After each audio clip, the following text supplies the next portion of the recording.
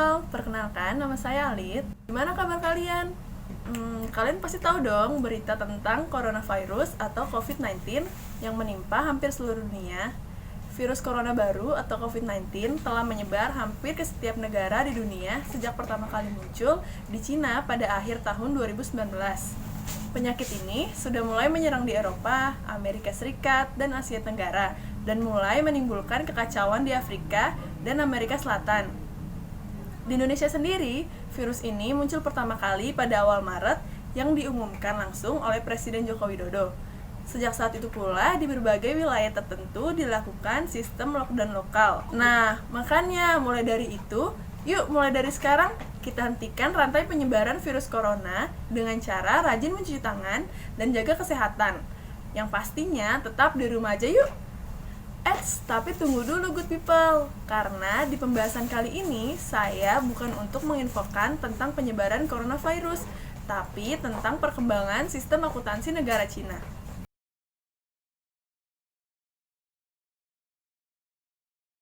Republik Rakyat Tiongkok atau biasa disebut Republik Rakyat Cina adalah sebuah negara yang terletak di Asia Timur yang beribu kota di Beijing. Memiliki jumlah penduduk terbanyak di dunia, sekitar 1,4 miliar jiwa. Luas wilayahnya yaitu 9,69 juta kilometer persegi, menjadikannya negara dengan 3 terbesar di dunia. Didirikan pada tahun 1949 setelah berakhirnya Perang Saudara Tiongkok, dan sejak saat itu pula dipimpin oleh sebuah partai tunggal, yaitu Partai Komunis Tiongkok atau PKT. Sekalipun seringkali kita lihat sebagai negara komunis, kebanyakan ekonomi republik ini telah diswastakan sejak tahun 1980. Walau bagaimanapun, pemerintah masih mengawasi ekonominya secara politik, terutama dengan perusahaan-perusahaan milik pemerintah dan sektor perbankan. Nah, langsung aja yuk, kita masuk pembahasan perkembangan sejarah akuntansi negara Cina.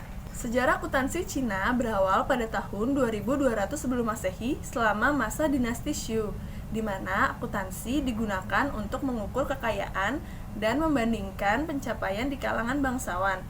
Pada tahun 1949, Cina menerapkan suatu perekonomian terencana yang sangat terpusat, yang mencerminkan prinsip-prinsip Marxisme dan pola-pola yang dianut Uni Soviet, sehingga sistem akuntansinya seragam berisi seluruh aturan akuntansi yang mencangkup semua hal yang wajib diikuti oleh perusahaan milik negara di seluruh negara Cina. Pelaporan keuangan menekankan neraca dan akuntansi menekankan perhitungan secara kuantitas, perbandingan biaya dan kuantitas. Hukum akuntansi yang diamandemen pada tahun 2000 menjelaskan prinsip-prinsip umum akuntansi dan mendefinisikan peranan pemerintah dan masalah-masalah yang memerlukan prosedur akuntansi. Institut Akuntan Publik bersertifikat di Cina yang didirikan pada tahun 1998 berfungsi mengatur audit perusahaan sektor swasta. Asosiasi Auditor Publik bersertifikat di Cina bertanggung jawab atas audit perusahaan milik negara dan berada di bawah wewenang organisasi yang terpisah, Kantor Audit Negara. Laporan keuangan terdiri dari neraca, laporan laba rugi, laporan arus kas, catatan atas laporan keuangan, dan penjelasan kondisi keuangan. Laporan tambahan diwajibkan untuk mengungkapkan informasi segmen yang konsisten dengan standar internasional. Metode pembelian wajib digunakan untuk mencatat penggabungan usaha, dan goodwill harus dihapus bukukan selama tidak lebih dari 10 tahun. Metode ekuitas digunakan apabila kepemilikan terhadap perusahaan lain melebihi 20%. 3 metode akuntansi untuk pajak tangguhan yang diperbolehkan. Yang pertama, metode arus langsung, di mana tidak terdapat pajak tangguhan. Yang kedua, metode penangguhan, di mana pajak tangguhan tidak disesuaikan terhadap perubahan tarif pajak yang selanjutnya. Yang ketiga, Metode kewajiban di mana pajak tangguhan disesuaikan terhadap perubahan tarif pajak selanjutnya. Yang pertama yaitu ICBC. ICBC didirikan pada tanggal 28 September 2007. Bank ICBC Indonesia didirikan setelah Industrial and Commercial Bank China Limited mengakuisisi dan mengintegrasikan Bank Halim Indonesia. Proses akuisisi ini menjadi contoh bagi bank milik Cina yang berhasil mengambil alih bank asing di luar negeri setelah berkiprah selama 6 tahun. Bank ICBC Indonesia telah menjadi lembaga keuangan Cina terbesar di industri perbankan Indonesia dalam skala aset. Nah, setelah tadi dijelasin sama saudara Dewi, rekan saya, tentang contoh perusahaan Cina yang berada di Indonesia. Nah, sekarang salah satunya ada lagi yang namanya perusahaan CHIC atau China Huadian Energy Inc. CO, atau sebuah perusahaan afiliasi dari China Huadian Corporation yang memainkan peran penting dalam mengembangkan industri rekayasa teknologi. Nah, di bawah bimbingan si Hadi, strategi pembangunan secara keseluruhan, si HIC atau CEC telah menjadi perusahaan besar milik negara yang kompetitif dengan bisnis utama produk berteknologi, R&D, dan manufaktur.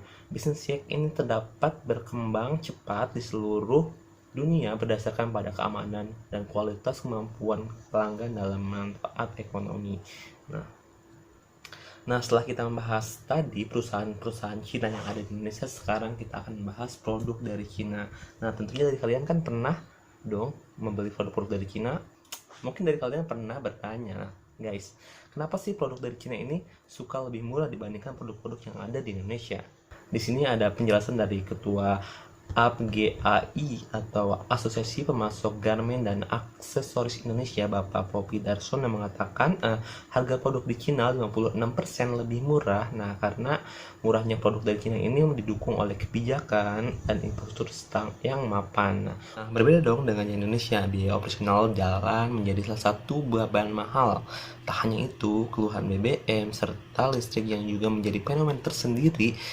Dari sisi produktivitas atau satu produk, Indonesia juga telah membutuhkan 3 tenaga kerja dibanding dengan China, guys.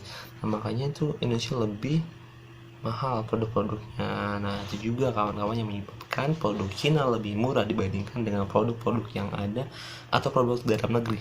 Ketika kita membuat sebuah produk, nah tentu adanya pekerja dong, guys. Nah, yang disebut dengan buruh. Nah, bagaimana sih upah buruh di Cina ini? Nah, Undang-Undang Perburuhan Cina sendiri pertama kali mulai muncul sejak tahun 1995 yang memuat berbagai poin seperti kontrak buruh dan kontrak bersama, jam kerja, istirahat, upah keselamatan kerja, kesehatan, perlindungan terhadap wanita dan anak, dan keterampilan, asuransi sosial, kesejahteraan yang legal. Mungkin itu aja kali ya. Untuk lebih jelasnya bakal disampaikan oleh rekan saya di slide selanjutnya.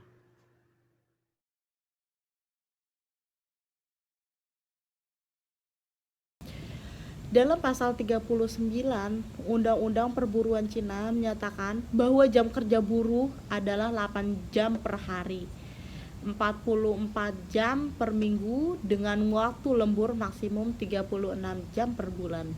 Dalam pasal 49, upah minimum dipatok hanya untuk menutupi kebutuhan dasar para buruh dan keluarganya, bukan untuk kebutuhan lainnya. Meski demikian, upah, jumlah jam kerja, keuntungan, kompensasi lembur, dan bonus sudah termasuk dalam upah yang dibayarkan melalui perhitungan yang rumit. Saking rumitnya, para buruh hampir tidak mampu menjelaskan bagaimana para pimpinan perusahaan menghitung dan mempersiapkan upah mereka. Undang-undang terkait jam kerja termasuk jam lembur juga dapat dengan mudah dimanipulasi dengan berbagai cara. Cara yang pertama yaitu salah satu alasan penting dibalik rendahnya upah buruh di Cina adalah mandulnya serikat buruh. Yang kedua itu setelah reformasi ekonomi, serikat buruh tidak lagi di bawah kontrol partai tetapi di bawah manajer. Ketua serikat buruh bahkan direkomendasikan atau diangkat oleh manajer. Struktur ini menyebabkan buruh berada di bawah kontrol pemilik modal dan memiliki posisi yang sangat lemah. Artinya, dalam situasi konflik antara buruh dan manajer, pemilik modal akan cenderung mengalahkan buruh dan serikat buruh. Ketua serikat buruh juga akan berpihak kepada pemilik modal yang mengangkatnya tersebut. Yang ketiga, lemahnya posisi serikat buruh membuat para buruh Cina terpaksa menerima berbagai kondisi ketidakadilan dalam berbagai hal terkait jam kerja. Para buruh dipondokkan di asrama-asrama dan dipaksa kerja selama 12 hingga 18 jam per hari. Jika buruh mengambil cuti di luar persetujuan perusahaan, buruh tersebut akan didenda dengan biaya tinggi. Dalam beberapa kasus, para buruh diikat dan dirantai untuk mencegah mereka melarikan diri. Sadis kan?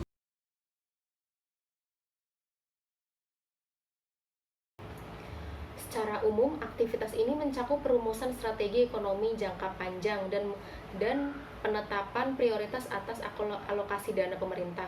Secara khusus, bertanggung jawab kementerian adalah merumuskan dan menegakkan kebijakan yang terkait dengan ekonomi, pajak, dan keuangan lainnya, menyusun anggaran negara dan laporan fiskal tahunan, mengelola pendapatan dan pengeluaran negara, mengembangkan manajemen keuangan dan sistem perpajakan.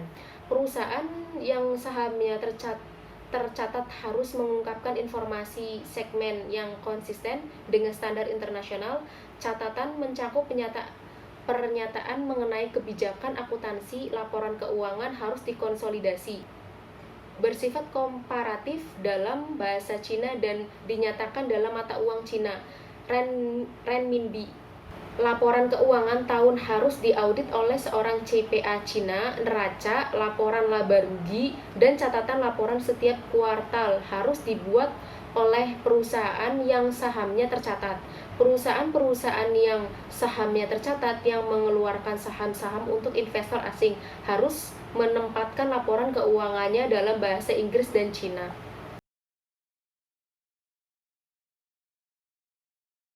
Cina merupakan negara kapitalis, namun secara tradisional memiliki campuran tangan pemerintah pusat yang kuat dan kepemilikan pemerintah terhadap industri-industri penting. Dulu, perekonomian tersebut agak tertutup oleh investasi asing dan kompetisi internasional. Isolasi relatif ini sekarang berubah karena pemerintah melakukan privatisasi terhadap kepemilikan dalam industri dan membuka diri terhadap perekonomian global. Sistem akuntansi keuangan negara tersebut lebih berkembang dalam hal penetapan standar. Cina merupakan negara yang berpenduduk terbanyak di dunia, sehingga perkembangan akuntansinya merupakan bagian yang penting dari perubahan struktural yang terjadi di perekonomian Cina. Nah, gimana good people? Sekian ya presentasi dari kami, semoga bermanfaat.